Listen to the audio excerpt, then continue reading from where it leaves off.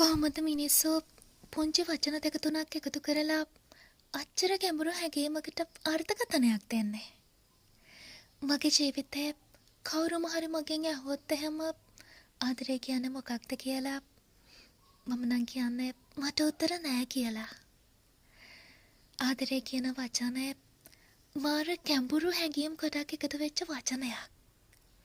ඒකට අර්ථකථනයක් මට නම් දෙන්න බෑ.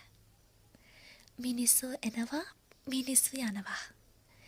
සමහර මිනිස්සු ආදරේ කියාගෙන අපේ ජීවිතවලට එනකොට මහ ලොකුවට ආදරේ කරන්නත් ඒ මිනිස්සුම ආදරේ නෑ කියලා අපේ ජීවිතවලින් යනකොට හරි කමක් නෑ කියලා ඒ වේදනාව තරහාගෙන ඉන්නත් අපේ හිත කොච්චරනම් ශක්තිමත් ඇතිද?